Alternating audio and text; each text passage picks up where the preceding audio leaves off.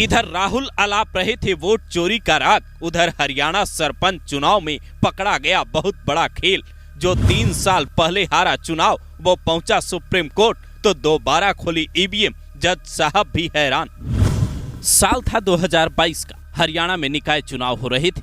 पानीपत की बुआना लाखू गांव में सरपंच पद के लिए 7 प्रत्याशी मैदान में उतरे थे, पर 2 प्रत्याशियों के बीच मुकाबला कांटे की टक्कर का था। इसमें पहले नंबर पर थे कुलदीप सिंह, जबकि दूसरे थे मोहित कुमार। चुनावी नतीजे घोषित हुए तो कुलदीप को विजेता घोषित किया गया, लेकिन मोहित कुमार ने गिनती में गड़बड़ी का आरोप लगाकर अपील दायर कर दी। उसी साल नवंबर महीने में गलती पकड़ी गई और 51 वोटों से मोहित को विजेता घोषित कर दिया गया। लेकिन सरपंच की कुर्सी मोहित को फिर भी नहीं मिली, क्योंकि मौजूदा सरपंच ने हाई कोर्ट से स्टे ऑर्डर ले लिया था। अब यहाँ से दूसरी कहानी शुरू होती है। पानीपत ट्रिब्यूनल में मोहित अपील दायर करते हैं, जहाँ से राहत नहीं मिलती तो सीधा साल 2024 में सुप्रीम कोर्ट पहुँच जाते हैं और कहते हैं, जज साहब मेरे यहाँ वोटों की गलत गिनती हुई है, मुझे इंसाफ चाहिए।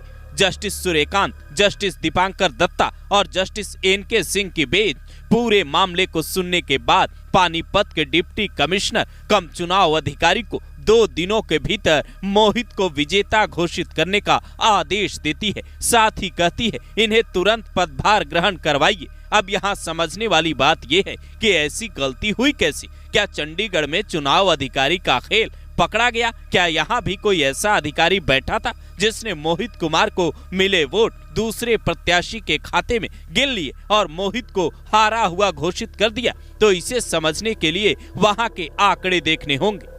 जिस गांव का ये मामला है वहाँ 6 बूथ बने थे। बूथ नंबर 69 पर यह गलती हुई। वहाँ कुल 3767 वोट पड़े, जिनमें से 1051 वोट मोहित को मिले, ये दावा किया गया। लेकिन उस बूथ पर मोहित के खाते में 254 वोट कम दिखाए गए तो सवाल उठने लगे। यहीं से पूरा मामला अदालत की ओर बढ़ता है और 33 महीने तक सरपंच रहने वाले कुलदीप सिंह को अब हारा हुआ प्रत्याशी घोषित कर दिया जाता है। तो अब सवाल ये है कि अगर पंचायत चुनाव में धांधली हो सकती है तो लोकसभा चुनाव और विधानसभा चुनाव में क्यों नहीं?